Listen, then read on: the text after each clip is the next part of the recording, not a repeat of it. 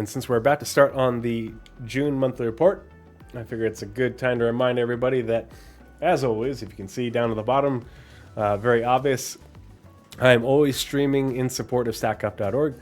I keep no monetization for myself, so if you're hanging out here with me this evening and you suffer through the ads, just know that monetization will go to stackup.org. I actually need to make a community donation from my last payout from Twitch.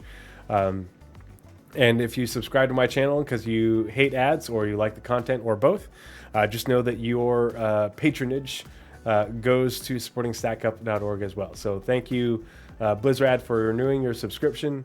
I think, yeah, he was the only new sub tonight. So I really appreciate any support you guys can lend.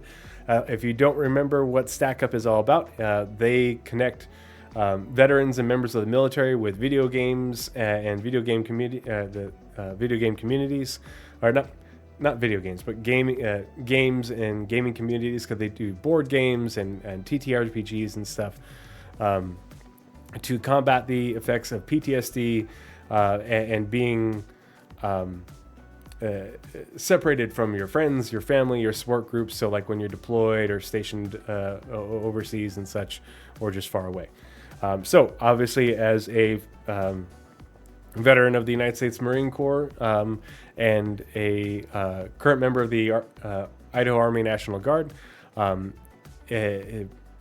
supporting veterans like me is a big deal. I have PTSD, and obviously here I am hanging out with a gaming community as part of what I do to help maintain good mental health and combat the effects of my own PTSD.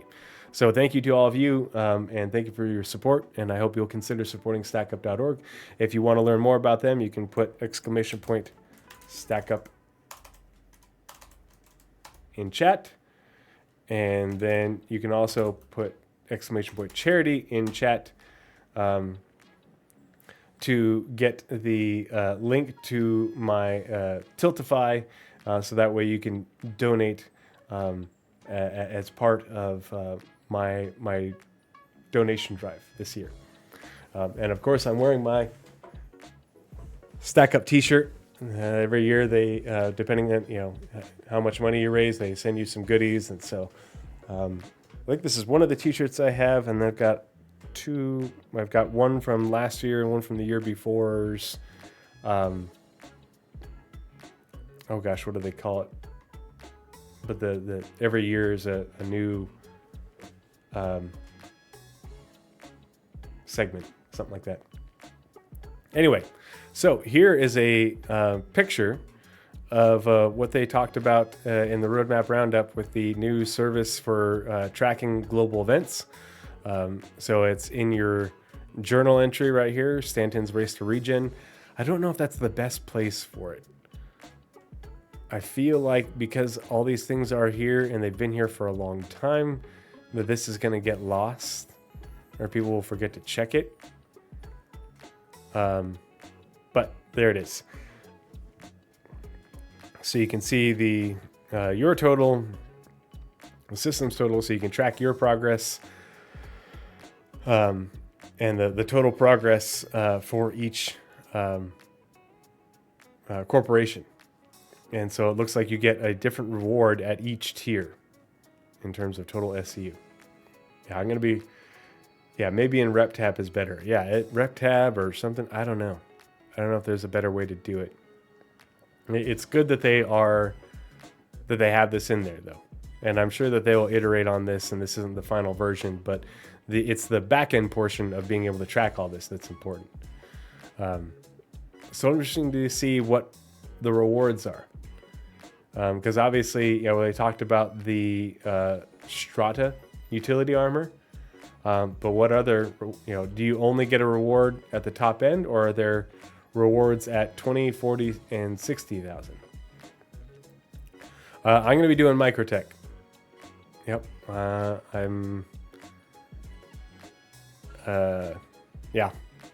So let's get in the monthly report. June was a busy month at CIG, with most teams making final updates towards Alpha 4.2 and upcoming content. Read on for all the details of last month's development, including the latest from the ship's AI tech and core gameplay teams. Oh, whoops, I need to move this off to here. And nope.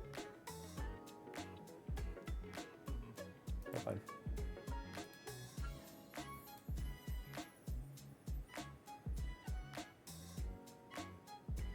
Hold on one sec.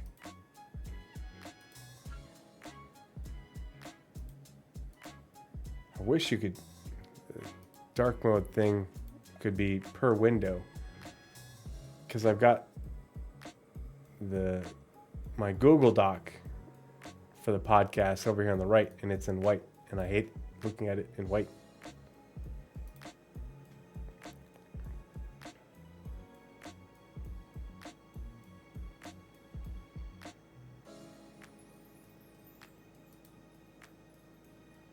I mean, you can drive out if the hangars are in op at Microtech too.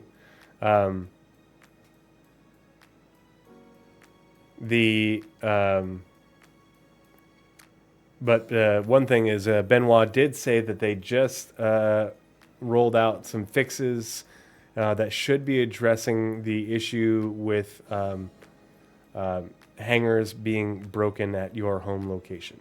So we will see if that, because I had that in 4.1.1. I had that issue, and it doesn't seem to be bothering me yet in 4.2.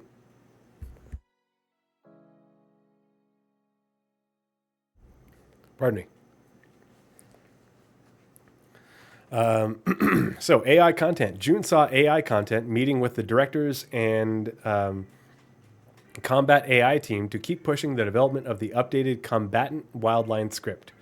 This new line set covers both FPS and dogfighting NPCs and provides a much needed update to the enemies players have been fighting for years. The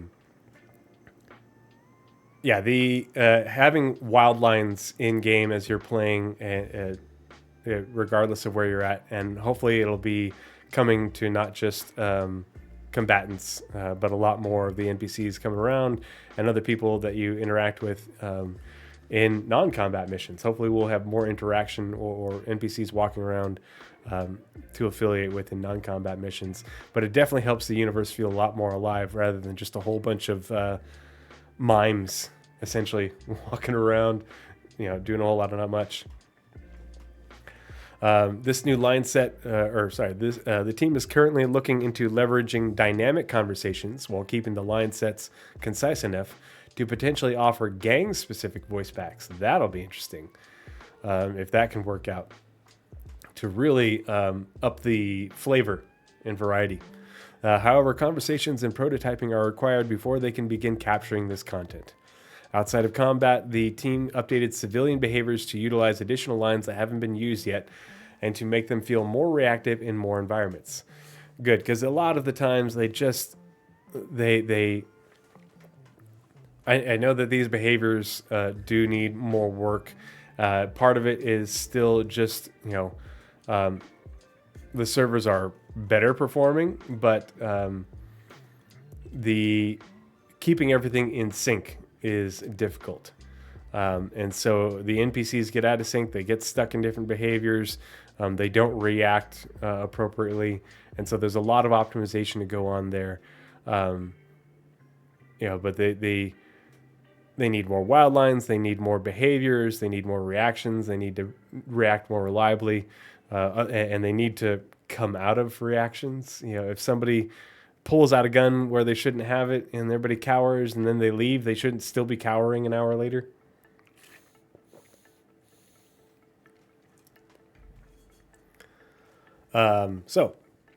AI features. Last month, AI features completed their tasks for the irradiated Valakar, which made its debut in the PU.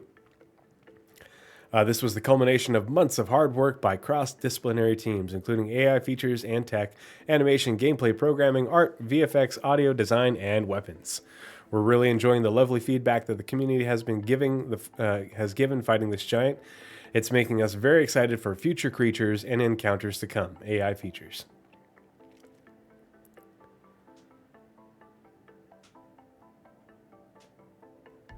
I thought about using my alt, but I plan on keeping my alt as a stock account to experience the game without any benefits.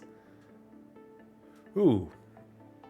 Yeah, that's something. Yeah, because my alt is my 0 to hero. And right now, like, it's like, okay, well, this is my 0 to hero, but I keep getting free things added to the account just by having an account. You know, a paid account. And so that is something to consider. Yeah, I will probably just use my main. You're right.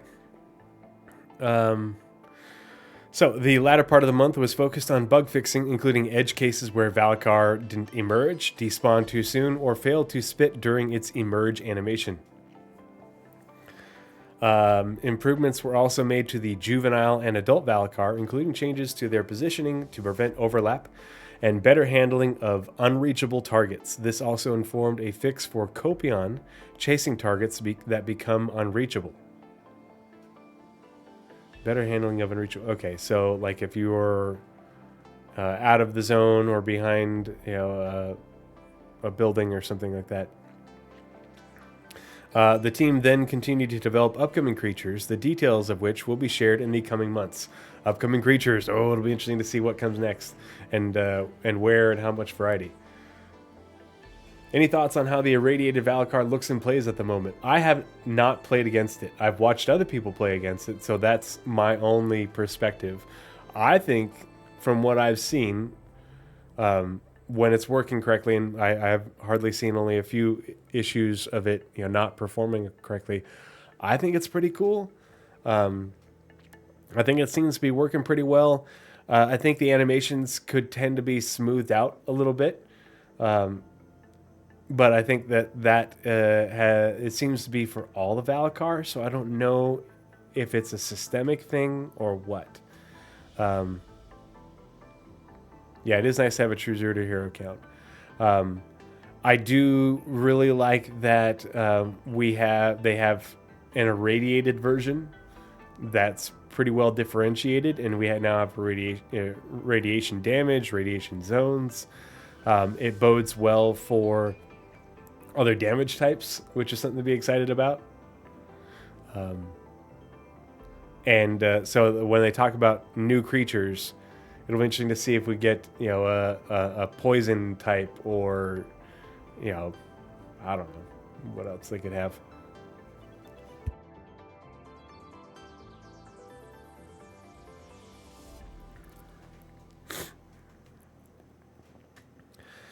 Major and minor bugs were fixed for human combat alongside additional behavior work. This included aiming improvements to consider what part of the enemy is visible.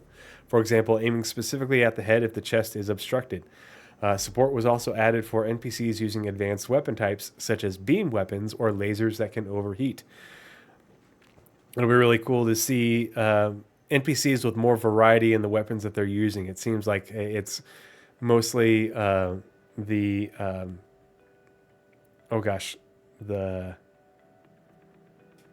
see a lot of FS9s, the BR2 shotguns, the SR71s, and the what's the bearing rifle? The P4. Yeah, whenever animations don't play smoothly, I'm with you, Maverick. Whenever they don't play smoothly, it's like, yep, that breaks my immersion. That totally takes me out of the game. I've seen the juveniles and the adults. I haven't gone and fought the Apex. And I've seen it in all of those. I've seen it in the ones I've seen, and I've also seen it when I've seen other people playing the Apex. And so to me, but I've also seen it among the Copion and the Marok and like all the creatures. Their animations don't seem to sync up right. I don't know what the issue is. I'm not, because transition from one animation to another, and if they have to be in sync with the server. Does the server have to I don't know how those work. And so I don't know why those jankiness is coming in. The smaller ones do seem more prone to just wobbling in place. Yeah, and I had a theory that was due to the size of the zone that they spawned in, and limiting their movement ability because they're like sort of coming out of one area. And so like maybe if they stretch that zone out, they wouldn't look so weird. But yeah.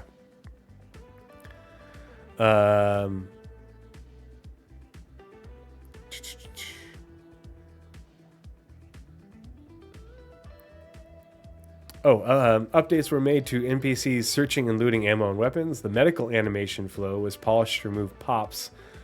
I don't know what they mean by pops.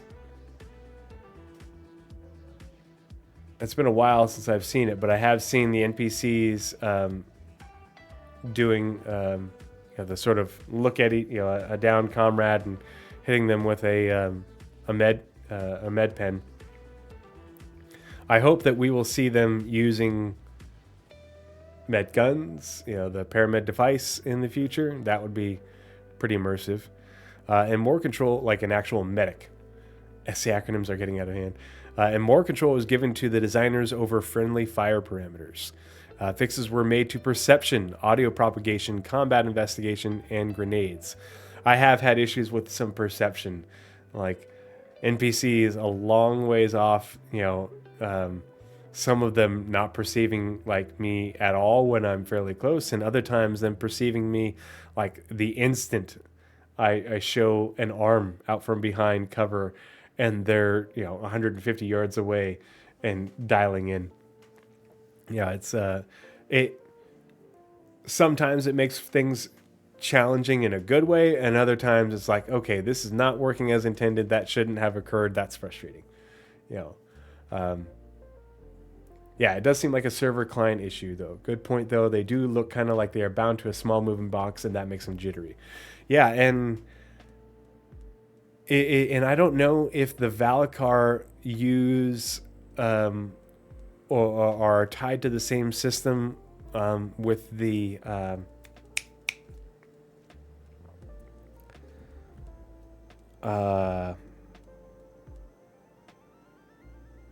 it's not tiling, but that allows for creating navigation mesh for NPCs. Do they have a mesh that hey, they spawn and then this is their mesh right here? I don't know enough about how they work. Sergeant Lobster 07 says, I think it's time for CIG to admit they just can't make NPCs work as intended and move on to something else. I don't think that's going to happen at all, especially considering we are at static server meshing, not dynamic. It's now that we have static server meshing and soon dynamic server meshing, you have to remember that these things, them not working with just regular servers, single servers, was one thing. Okay, now that it is a less of a constraint of a single server, things are a whole lot better. Are they perfect? No, but they're a whole lot better than they were before 4.0 and static server meshing. To say that, well, they didn't get it, it's not perfect 6 months after server meshing, and before dynamic server meshing is a bit disingenuous, especially when it's a big improvement, even at this point. They'll get it right. It's not 1.0. We're on our way there, but we still have to get to dynamic server meshing. And they have to work on syncing all these things up, and there's more services and stuff. It's just it's not a matter of if or when, it's not a matter of if, it's when. So it's the way it is. Everything gets better over time. It's better than it was last year. It's last year was better than it was 2 years before that. The fact that NPCs actually react to me on a fairly regular basis and, react appropriately more often than not, is, a big change. And so I think it's here, I'm going to pick up this goalpost and move it way down here now that static server meshing is in. Well, it should have just automatically worked perfectly with static server meshing added in. It's like, no, a whole bunch of shit changed. And they're working on it, and things are getting better.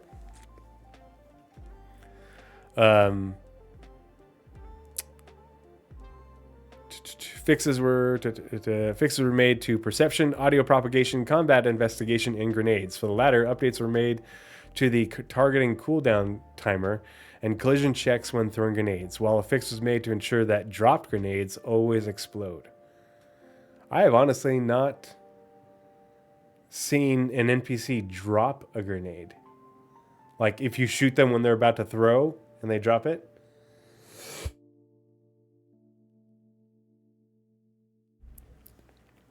I don't know. Yeah, I guess I'll have to try and time it. Be like, oh, wait for it. He's reaching for a grenade now, because that's always a fun thing that you see, when playing shooters. But like, it's certainly not something I can't say that I've seen in an online like MMO type game. Like obviously, single player shooters and everything.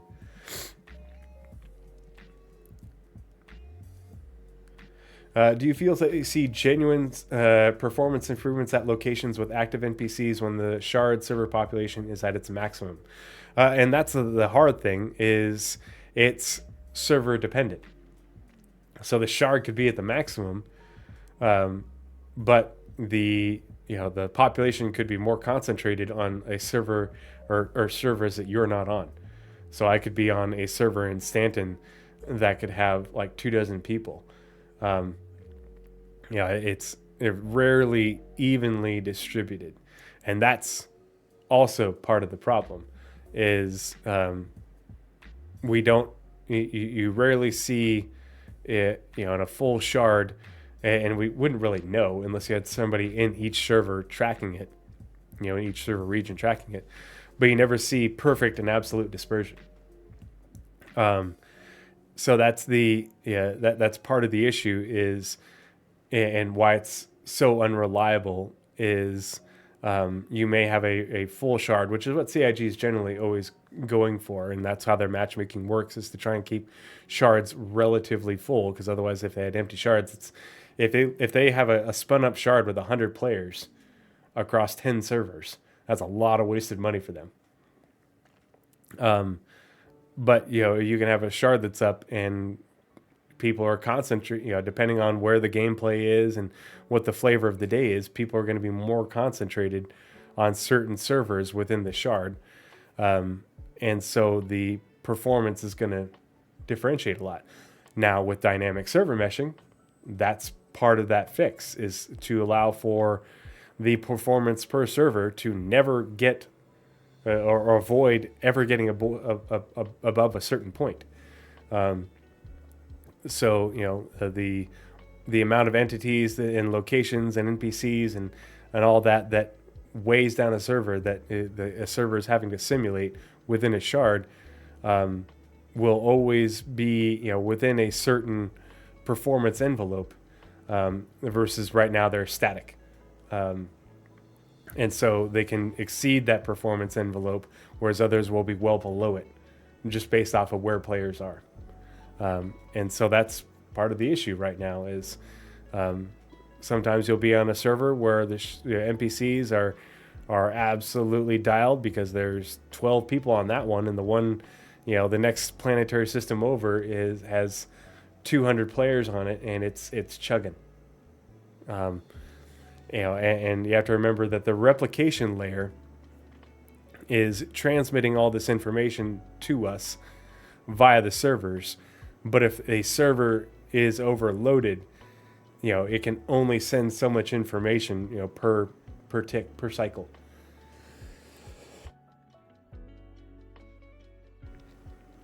So that's where you get the desync.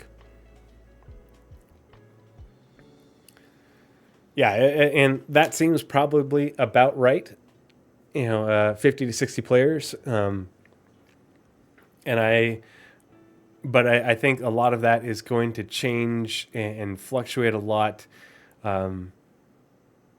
with dynamic server meshing, partly because they will be able to increase NPC populations, and they're also aiming to add a lot more locations to essentially the entity zones, the planets and space and everything.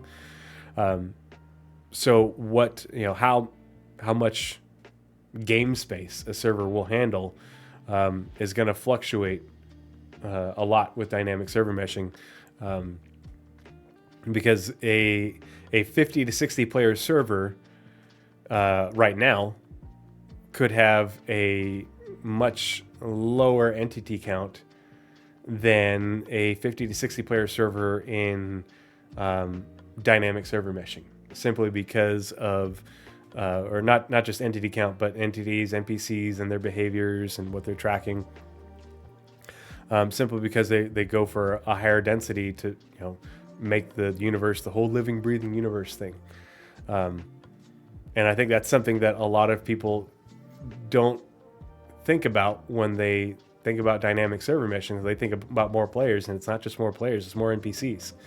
The verse is very empty right now when it comes to NPC populations. They are tied to locations, and there aren't very many of them. Their behaviors are even now still limited. They're a lot more, more than they used to be. Now that the AI teams aren't so constrained, but there's going to be a new norm, a new baseline that gets established once they reach dynamic server meshing, and then there's going to be a lot of optimization and tweaking after that.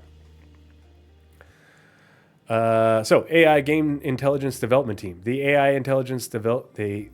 game intelligence development team started the month with meetings relating to StarScript, Mission System 2.0. There we go. The commentator mode, the density profiler, entity scripting, mannequin, and the animation system. Mannequin. What is that? Progress was also made on the prototype for Mission System V2. Implementation of the outline header and dashboard began. The visuals are evolving and adapting gradually to the limitations of Qt programming. As part of this, more icons were created to represent each mission component. Additionally, the team continued to fix small bugs and work on some of the features requested by the game designers to improve StarScript. Maverick says, if we push the population to, say, 1,000 1,200 players per shard, would you think we would see NPC agent smithing make a return to maintain the population cap for servers to keep up? Well, so when we get to dynamic server meshing, the shard population is not unlimited, because eventually there's a density limitation to how many replicants you can have in a shard effectively communicating with each other. Because remember, right now, we have a single shard, which is a single replication layer and 10 servers. And the player cap is set at about 6 to 700, because between the players and the servers, that's the amount of connections that a single replicant can handle in terms of throughput and bandwidth. With dynamic server meshing, it isn't just scaling up and down servers, it's scaling up and down replicants. So you then go from a single replicant, a single replication layer, single replicant handling 2 star systems and 10 servers, to, depending on the population, a single replicant could handle Microtech with 10 servers. It could even be even smaller than that. The issue is that single replicant still has to communicate with the adjacent replicants. Does that make sense? The replicants that are handling the information adjacent to it, they still have to communicate to each other, just like the servers have to communicate to the replication layer. So there's a certain replication layer density that you can have within a shard before you just have so much information going back and forth between them that they can't handle it all in a timely manner. But that means that with, and we talked about that with the dropship segment last podcast. But the original, back in 2018, where they talked about having, 1,000 players on a planet, that's easy. That's easy for dynamic server meshing. With a shard with dynamic server meshing, and you have a single replicant handling, you could have a single replicant handling New Babbage and a server per zone in New Babbage, and then have a separate replicant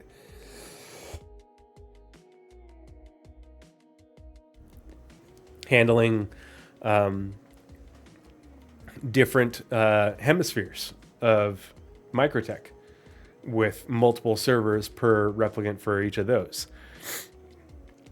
You could have, for the microtech planetary system with microtech and its moons and the stations and the Lagrange points and all that, you could have as many replicants as we have servers in an entire shard right now, and each one of those replicants be servicing 6, 8, 10 servers. You're looking, you could easily have thousands of players within a single planetary system. Over thousands of players on a single planet.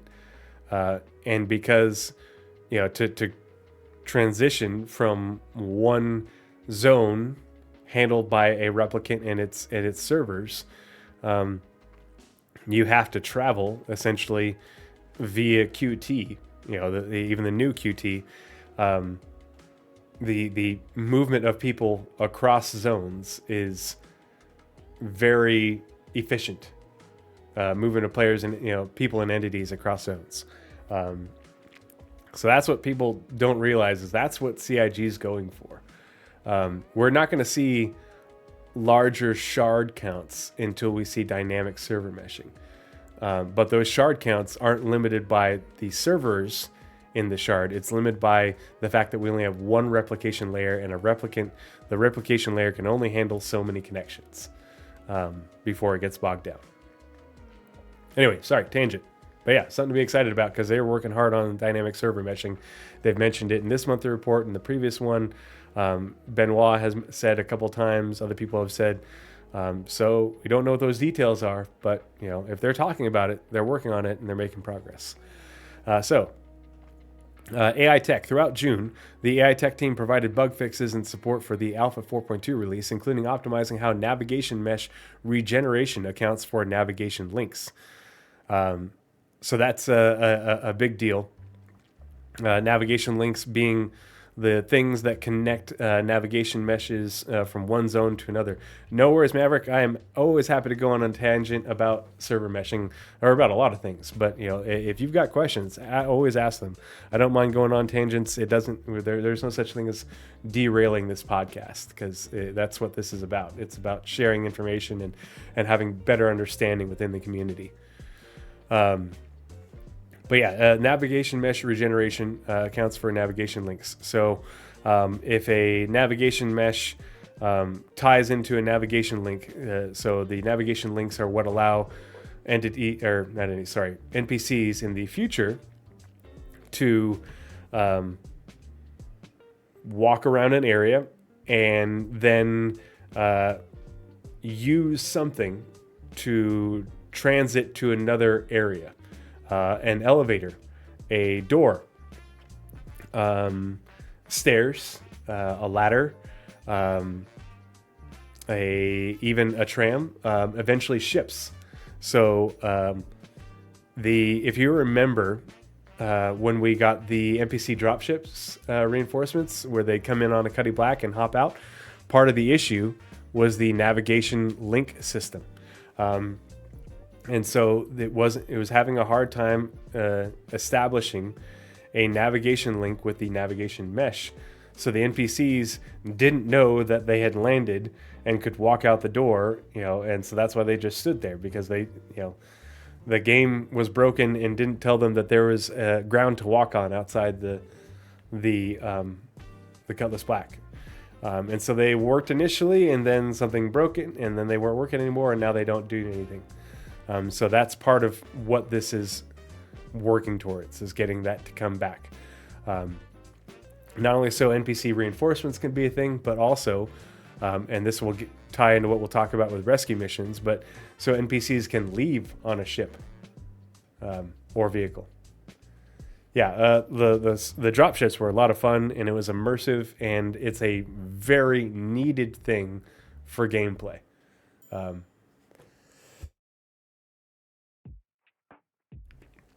And for missions, and for scaling up the difficulty of things. Since last year, the island calculation, a way to determine which areas are reachable from the perspective of an NPC, was split into chunks for use by the planetary nav mesh. Related bugs were investigated that caused some NPCs to not be able to find a path from an individual zone to planetary terrain. That caused from an individual zone to planetary terrain. Yeah, so if they are in a building, they are on a platform, again, on a ship. Because if you remember, NPCs can walk around in buildings and everything. It's the issue has been getting them walking around on the planet's surface. Well, now we have them walking around on the planet's surface, but we need to be able to get them to move back and forth between the two. An entity, a zone like that to the terrain. So even in and out of buildings. So even if the building is like an outpost in Pyro, making sure they can reliably just walk out the door onto the same surface. That's a challenging thing.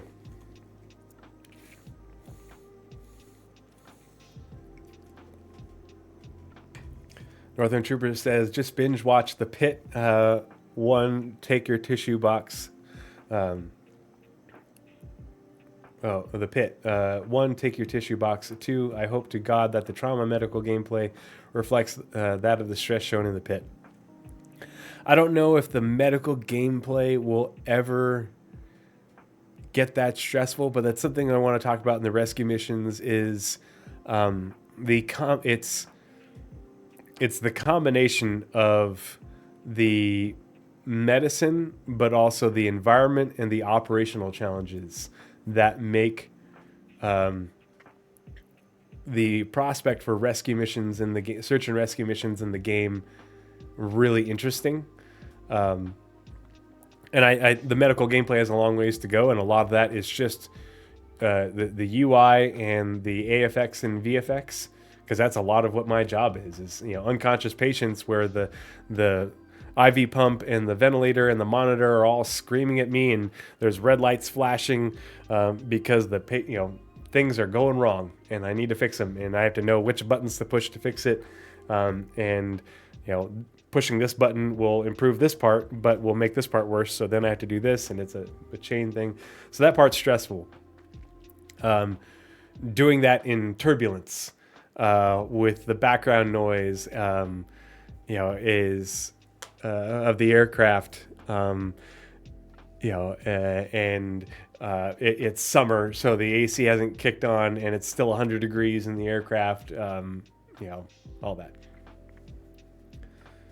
I'd be happy with the medical gameplay like the trauma rescue teams in Cyberpunk 2077. I just want trauma teams from Cyberpunk Cyberpunk. I want NPC trauma teams. For God's sakes, we need those. It's planned. It's part of what they want. But again, that's NPC populations. That's dynamic server meshing. It's the same as having NPC law enforcement responding to you when you get attacked. In Stanton. Not going to have that until then. Not going to have NPCs coming to rescue you when you're downed until then. But yeah, They also massively optimized the searching of nav mesh around a point. AI tech converted the internal data structure that points at exclusion volumes or cost modifiers into AABB tree. AABB tree. I'm tree. To quickly access and exclude unnecessary elements from the queries. They then increased the radius used by NPCs to generate nav mesh on planets to provide a better Valacar fight experience. See, I wonder if that is part of what they're doing to improve the animations. Because we're just kind of talking about that. For example, each variant of the creature needs to be able to move large distances around the world, with the recent amends providing improved generation granularity. I don't know. I don't know if that's tied in the animations or how that will work. A way to mark up brushes, geometries that aren't entities, was implemented to ensure they aren't walkable for NPCs. This was necessary to avoid the use of unnecessary navigation exclusion volumes when artists want to prevent NPCs from walking over specific objects. So they don't want NPCs just randomly, doing a 5-foot step over a box or something. Or rocks or whatever. Ongoing work continued to update 3D pathfinding to use the new voxelizer approach. Alongside this, the team now has full support for quantum boosting energy usage to efficiently use speeds when flying in space. Huh.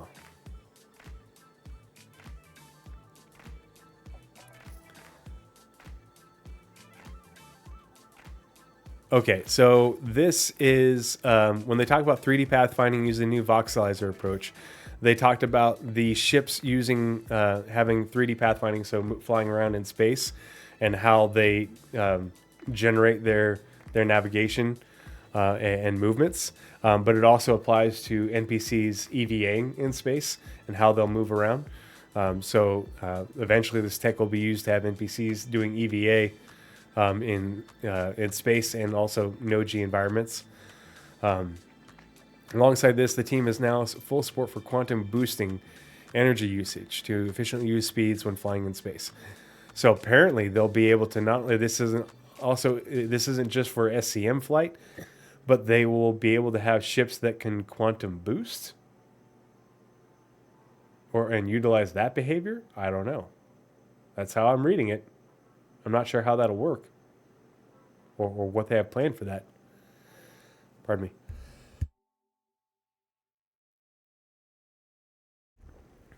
For StarScript, the export as image functionality now supports exporting multiple graphs at the same time.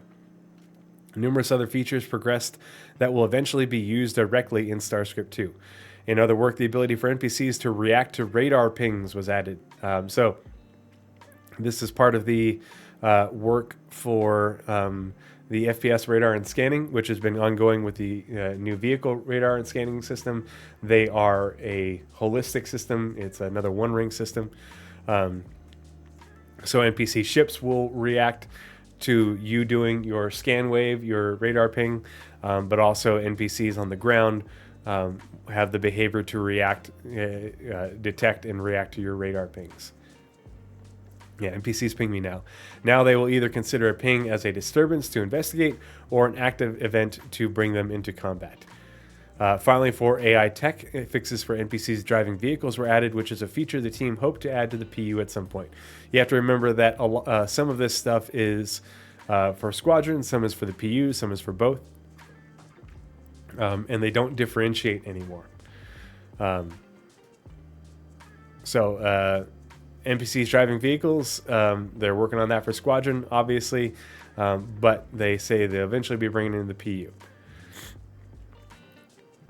But obviously, if they're working on radar and scanning, that's one of the things that they want to be having coming to tech preview soon. If they have that in, they want that to NPCs to be able to react to that once it comes into game. So animation. What do we think? Is this the RSI Meteor? Probably. Or do you think it's the Perseus? I thought the Perseus had the big airlock. So I think maybe this is the Meteor. I don't know. unless they change the concept for the Perseus to have the smaller airlock. Animation spent the month supporting the irradiated Valakar alongside another new creature for later this year. Perseus has a recessed airlock. Yeah, but remember if you remember the concept art, the Perseus airlock was the sort of hexagonal, right? Like the one we have on the Idris, the Polaris. That's what was in the concept art. So which one does it have? I just want these to actually work, to dock with things.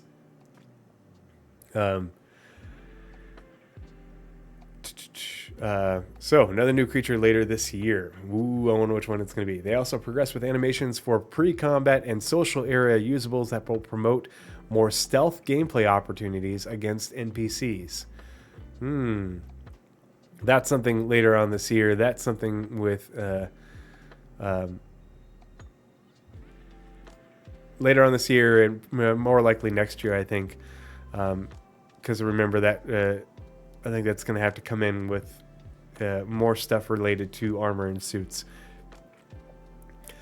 Facial animation supported multiple releases throughout June. They began by finalizing the content required for Alpha 4.2.1, including new lines for Stoves, Walton, and the additional NPCs in the Defend location missions.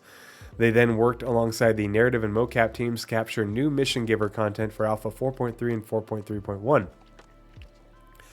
The team are currently processing the recorded content as the release dates approach. And so that's something, this is actually part of what spurred me to do this scanner anomaly that we're going to talk about on rescue missions, is the narrative and mocap teams doing all this mission giver content. We got the missions with Gilly and getting the comms calls and how those were triggered. And when I was getting those and doing those missions, I was like, man, this would be really cool to use this to have as like a dispatcher for your rescue missions and interacting with them throughout the mission as you do different things and essentially hit different checkpoints based off what you do. And so that's part of what we're going to talk about when we get into the rescue missions, because I think that's what will really help with the immersion, but also keeping the player informed about what they need to do and what's coming, as well as building tension. Art ships. So in the UK, the Anvil Paladin continued through Greybox, with additional artists being moved onto it as their other tasks were completed to help prepare for its July gate review. So July, it sounds like they're trying to get through Greybox in July and then on to final art. Pre-production began on the Gatak Raelin, which will continue between other tasks ahead of the ship officially entering production later this year. Those owners will be happy. Some of the team moved on to the Drake Ironclad, with some areas receiving layout alterations to improve traversal, alongside refinement to the modular Drake kit. Good to see that there's improvements to that kit. I'm excited to hear about how that will benefit the Drake Kraken. Work progressed on 5 unannounced vehicles. 2 completed their white box phase and are now well into gray box, with focus on details around the hull. Another is in the final stages of production and is receiving the finishing touches and bug fixes ahead of its release. I think that's the Meteor. Pardon me. Another vehicle from a prominent manufacturer entered production and is currently approaching its white box review. A new variant also entered pre-production with the team, which the team states may have the record for the fastest vehicle through the production pipeline. I hope once it gets through the pipeline that they tell us that was the one, and maybe explain why, if it's not immediately obvious. This is the other reason I wanted to talk about rescue missions and sort of concept these, is because in North America, the RSI Apollo Medevac and Triage reached the Lot 0 phase. So they are into final art. Lot 0. We probably have a few months left. We don't know when they'll release. Because with ships releasing every month instead of every quarter, We don't know. Maybe it's an IAE thing, maybe it's sooner, maybe it's later. But it reached the Lot 0 phase, so that's the level of detail at 0, at as close as you can get. With the devs ensuring the modular medical bays swap out and behave as expected. So modularity, the next ship with essentially modularity post Retaliator.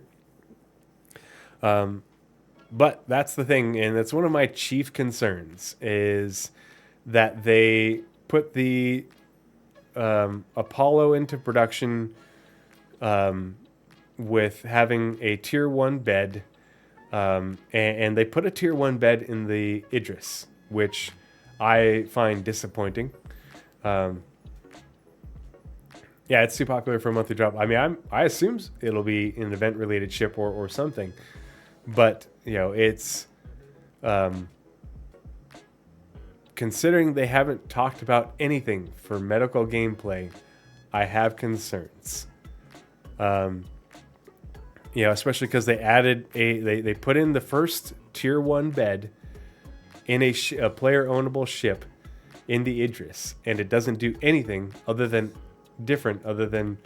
just act like the tier 1 beds we already have. And so no changes to medical gameplay with the addition of a tier 1 bed.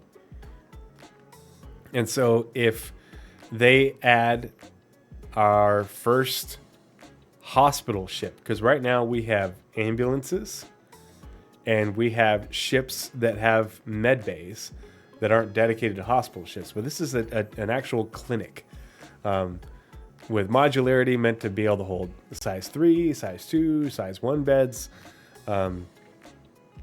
It's its whole purpose. And if they add that without any additions or changes to medical gameplay, I'll be upset. Now, this is me theory crafting. I think that this is going to come with engineering. That's part of their goal, is to launch it with engineering later this year.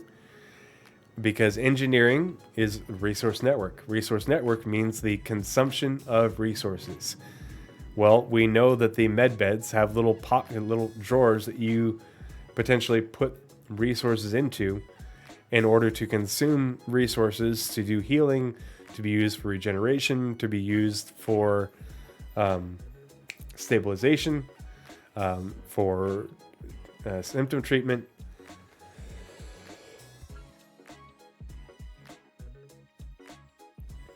And so, ostensibly, you would need resource network to come into game as part of engineering for the med bed for additional medical gameplay with med beds.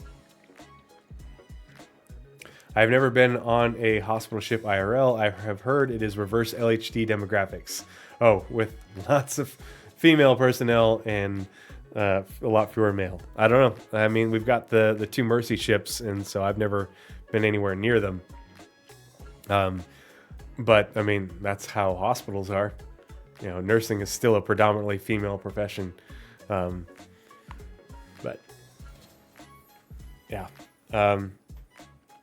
So that's my theory with the medevac and the triage. That's my hope. But because they are in production and well into production, that's another reason I wanted to talk about rescue missions. Following the release of the Asperia Prowler utility, the team tackled some bugs with fixes due to land in Alpha 4.2.1. The RSI Perseus approached its gray box gate review. As such, a lot of work was done to prepare anything that animates, such as the torpedo launches for the downstream teams. So a gray box review, it still has to go through final art. Final art on a ship like that will take a bit of time. But because it's RSI, some of that surface work and lighting and everything like that should go a little faster than, or should go faster than previously. Lastly, 4 ships, the Kraken entered pre-production, with the team identifying areas from the original concept that need further attention to bring to modern standards. Full production will begin later this year. I hope that they give us an update on what sort of changes from original concept they are intending to make after they get done with pre-production. Community. June began with a celebration of diversity and culture as the team launched Show Us Your Colors 2025. This was followed by support for Alien Week 2955, which included a Q&A for the Asperia Prowler utility and the Wicklow's 9 Tastes contest, where players embraced brand new culinary traditions through imaginative alien-inspired dishes. Be curious to know how much bigger the ship will get. I don't think the dimensions will change all that much. It was concepted late enough that I don't think we're going to see huge changes in the size. They did say a few years ago that the size of the cargo bay would change just due to the changes in the cargo metrics since then, but that it wouldn't it wouldn't significantly impact the size of the ship. So we shall see. I still have one of buybacks. I don't know if I'll buy it back or not. I'm pretty excited about the Ironclad because I melted my Kraken to get the 2 Ironclads. Those are more my speed. But it's another capital ship, a massive ship, and people have been waiting for it since 2018. So just seeing it go into production is an exciting thing, and especially with how much Drake kit they will have by the time it goes into production. That's exciting. I wish that they would update us on, or I hope that they'll update us on the speed in order to shut some people up and be like, hey, the Perseus took this long. The Ironclad took this long. The Kraken took this long. That would be really good to hear. The team also supported the launch of Alpha 4.2, publishing a patch watch to spotlight important updates not covered on the roadmap, along with a catch-all post. June also marked International Bar Citizen Weekend, where the team celebrated with the community across Frankfurt, Montreal, Austin, and Manchester. Attendees received this year's exclusive Bar Citizen gift, the holographic Vandal Skull. This exclusive in-game gift will be available at every Bar Citizen World Tour stop later this year. A huge thank you to everyone who joined us. Meeting so many passionate and creative members in person was truly inspiring. Your stories and support continue to drive us forward, community team. I guess you can buy the Kraken back and don't have to win an F5 war. Yep, I got mine in Wave 5 during the original concept, I think. And I think it's because I was at CitizenCon 2948. I don't remember. Yeah. Yeah, and the Iron Chad is a cool ship, and the other thing that's really exciting about the Iron Chad, and I'm hoping it comes to be, is that the Iron Chad, the command module is detachable, and I'm hoping that it detaching will be a feature in game when it releases, and that the caterpillars will do that as well when that time comes. That is a long-awaited, I don't own a caterpillar, never have, but it's a long-awaited thing that I've wanted to see, that I think is super cool. Not going to get one of those Bar Citizen events down here in New Zealand anytime soon, I think. Yeah, you're a little ways away. I don't know, maybe. There's a, you're right next to Australia. There's a lot of, there's a lot of y'all down there, that's for sure. That's the thing is, like, wouldn't it be cool if the 2 command pods were interchangeable?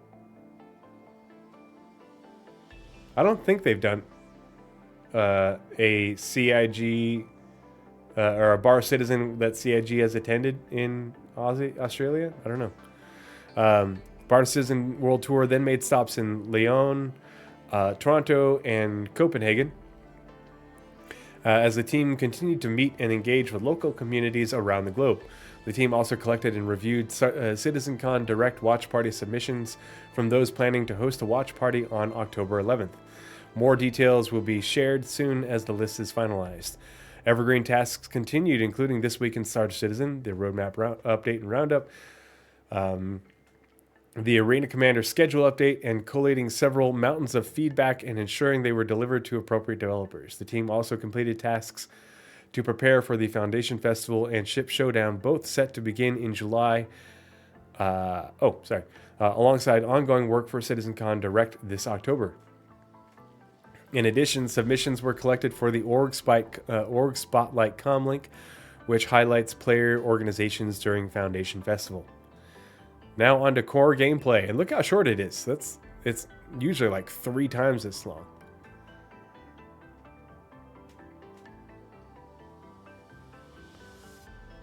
Is it really that much longer to get to New Zealand after getting to Australia? Oh my gosh. It looks so close on the map. It's only like an inch away.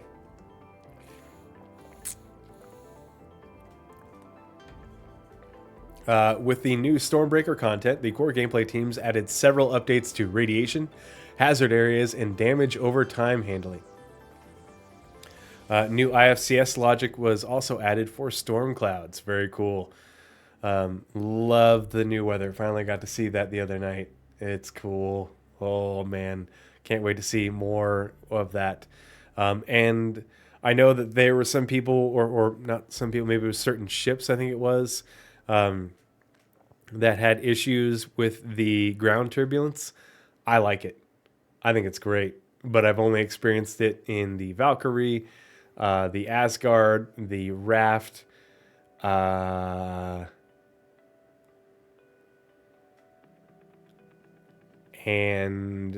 the F7A and the F7A Mark II.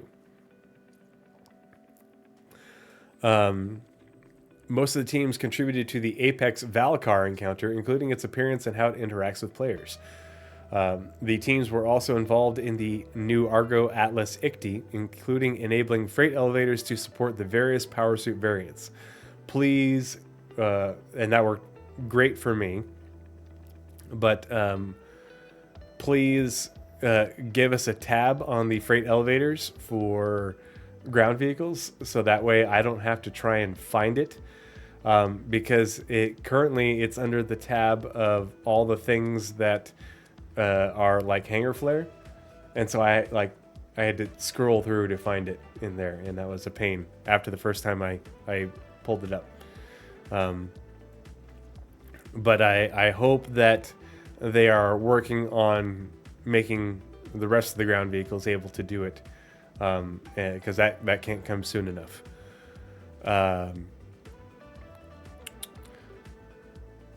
The recently added points of interest uncovered several unexpected issues during internal playtests and the PTU, though the teams worked hard to resolve them for release. One major challenge was managing the new location's population and corpse control without causing a significant impact on performance. Yeah, because with the trams and having respawn there, there are definitely some design issues with the new locations. They look cool, but the flow of them has something to be desired. And dumbing down, or not dumbing down, but neutering regen cannot come soon enough. God, I hate the quick respawn bullshit. Several freight elevator fixes were made across multiple missions, while improvements and bug fixes were made for radiation. Mission design. So last month, Mission Design worked to close out the Stormbreaker sandbox activity for release. For the upcoming Alpha 4.2.1 patch, they expanded the Infiltrate and Defend suite to only use Foxwell as the mission giver and expanded its location pool. They also fixed the Recover Cargo archetype and created an FPS version. I want to play those. because they hadn't been working for me last time I tried them, and having an FPS version, are those coming? And they're not on the. They didn't mention it. The roadmap, is that just something that will be? I would think that if they created an FPS version, that would be on the roadmap, but maybe that's something that'll be in a patch watch. Elsewhere, the team are looking to expand the ship battles mission suite with a new escort-based archetype. For this, players will either escort a ship to a hangar or from a hangar to a safe range where it can quantum jump.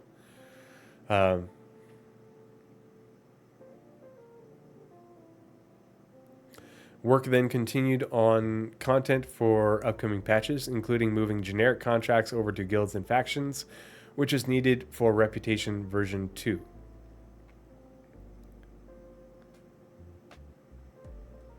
Finally, for mission design, the devs are investigating an issue with mission generation where it appears that there are not enough contracts for everyone, which is likely caused by server meshing. Armistice escort, easy money. Narrative. For following Alpha 4.2's release, the narrative team focused on the next 2 upcoming patches, which will feature a variety of new missions. This included creating new contracts, mission provider dialogue, and environmental story detail for a narrative-rich gameplay location. The team held a performance capture session to record mission dialogue and numerous audio logs to be discovered by players. Additionally, the team supported the mission designers in adding several new combat contracts along with a refactor for several older missions. Longer term, narrative have been solidifying the next major story arc. As the mission content comes more into focus, the team are striving to ensure that the stories the players will experience align closely with the gameplay objectives. Part of this new story will introduce a unique hostile faction. Ooh, that's interesting. I'm intrigued.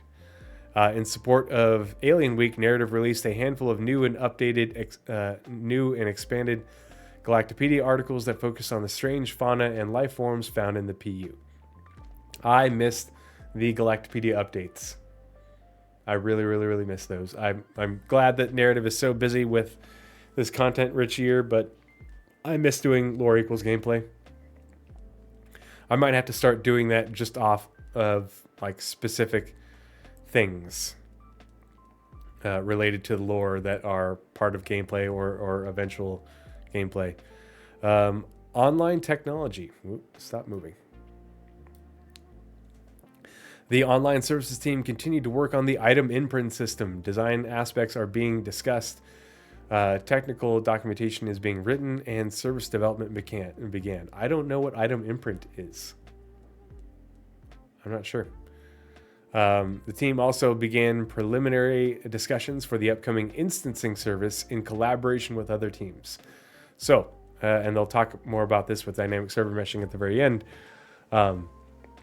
But the instancing we have is limited by the by static server meshing. It has limitations. We can only have so many instances on a server because they do take up server bandwidth, server performance, and so there's going to be a service that manages all the instances and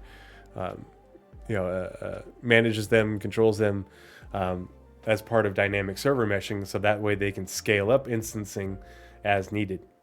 They're currently defining the objectives and high-level technical details to estimate and plan the work properly. Because obviously there's going to be a lot of things that are instance hangars, instance player housing, more and more instance locations, like they talked about the sewers and Art Core, which is not just going to be an Art Core thing, but the underground for cities everywhere. Item imprinting must be related to insurance. I think it's item imprinting because it's under online technology. I think it's related to more the inventory system, not the player facing side, but the inventory on the back end and like long-term persistence. But I'm not sure. Let's see. They haven't. This is the second time they've mentioned it, but they haven't talked about it in detail. So, like, it's hard to know what that means.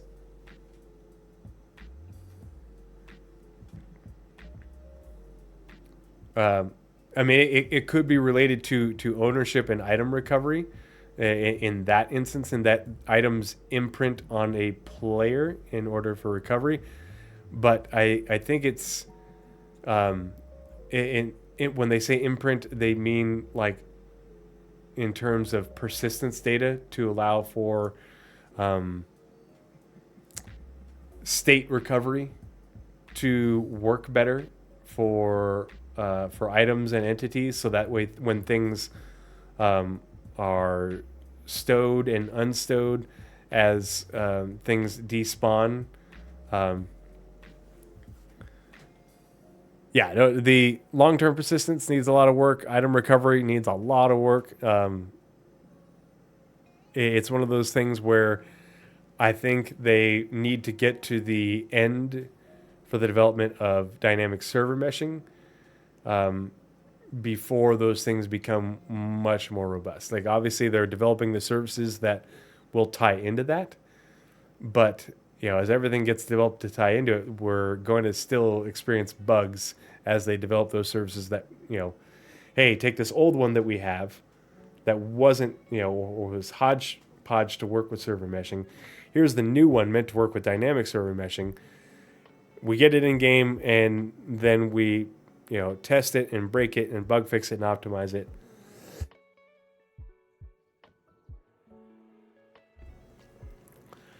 So it's gonna be a little while yet, but again, it's always progress. It's better than it was the year before. The year before is better than it was 2 years before that. But this is the road to 1.0.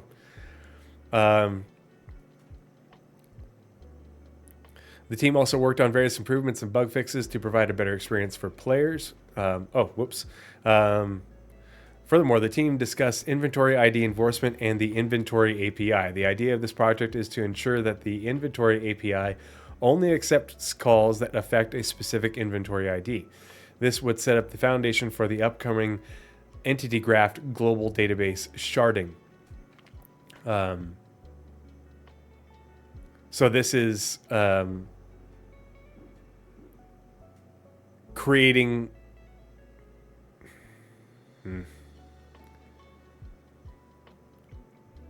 They can't have a single entity graph global database with every shard talking to it.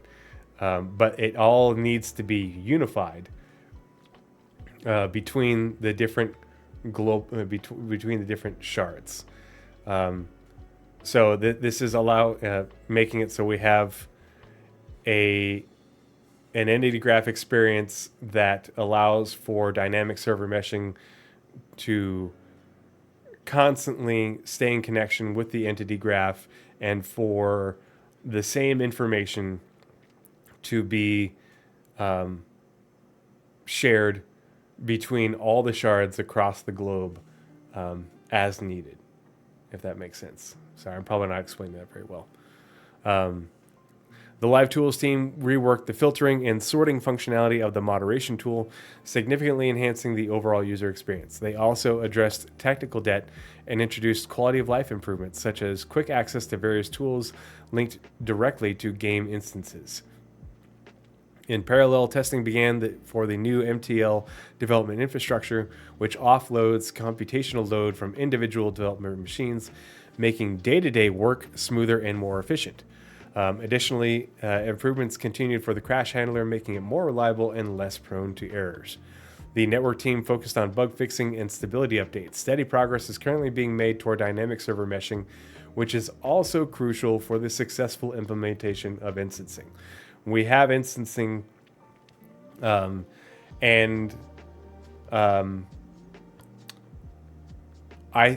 this is a theory, so take it with a grain of salt, but I think a lot of the issues that we have with freight elevators are because of instanced hangars. And I think that to further improve freight elevators. They can only improve to a certain point while instancing is in its current iteration. So take that with a grain of salt. But I think that's part of the limitations and why we still have so many errors and problems with freight elevators is because of their in an instance location, or at least the ones in hangars. R&D. Gas cloud rendering was further refined based on the improvements implemented in March. To get additional detail and improved distance read, support for an extra erosion layer was added. Controls were also added to boost intermediate cloud density during the shaping and erosion process to prevent clouds from thinning out too much. The goal is to preserve the overall shape of the original VDB as much as possible, with details added at the cloud interface. The previous density blending step was replaced by a new merging step that combines shaped and original VDB density. This fixes visual artifacts caused by the blending step and helps to preserve details. Lastly, edge albedo control was made aware of the cloud's density. Oops, out of the way. The cloud's density environment to limit darkening to shape regions without the presence of density coming from the original VDB. All improvements were made available to both the PU and Squadron 42. A lot of work going on in clouds. The clouds are already looking great. They're going to continue to look even better and better, but I think a lot of this work is in advance of additional dynamic weather changes. They want to have clouds really performant and working well if they're going to be constantly changing as part of dynamic weather and changing more than we already have. Elsewhere, the performance of planet cloud rendering for cameras in orbit was increased. Also, like when we're flying around. Also, night sky rendering was improved. Previously, it incorrectly included MIE scattering with regards to the fully occluded sun and produced undesired fake halos, especially when looking at the night sky from orbit. This is now fixed. I'd love to see an in-game hurricane over a CZ. Imagine flying your dropship into that. Oh God. But yeah, I mean, like gale force winds. Can you imagine flying any ship, through like insane weather like that? And imagine missions where you have to, like, that's it. That's the only option, and everybody's just holding on to their seats and praying you make it. I mean, that's, the kind of high stakes content that would be insane to have and is very much within the remit of CIG with their weather system that they're developing and the missions. To be able to say, hey, here's the mission, you don't have to accept it, but, we'll pay you this much money, and like it'd be a big rep payout and blah, blah, blah to go and rescue these people or, whatever. SCODST time, guys and gals. See, and Mishal 19K, have you read or listened to the Helldivers books? Has no relation to Helldivers, the video game. It's a phenomenal series.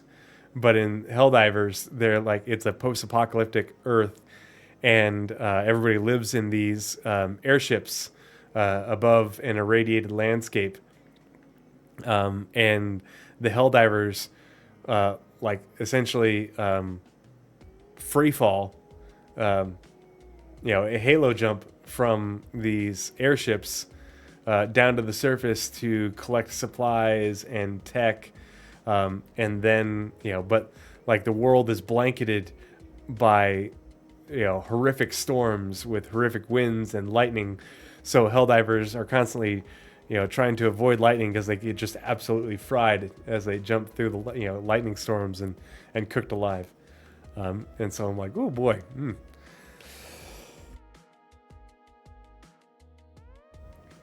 So not only do you have to deal with like high winds and visibility, severe turbulence, lightning strikes affecting your ship. Let's see. Furthermore, help was provided to fix the reflection of atmosphere content on water surfaces that was too dark under some conditions. VFX. The VFX code and art teams worked on several things for Alpha 4.2. For example, the irradiated Valakar received bespoke animations and new irradiated VFX, while the weather VFX was refined and increased to make the event more tense. The Argo Atlas ICTI also received new impact and surface effects. And that is it for the June monthly report for Star Citizen and Squadron 42, technically. Let's go ahead and switch screens real quick.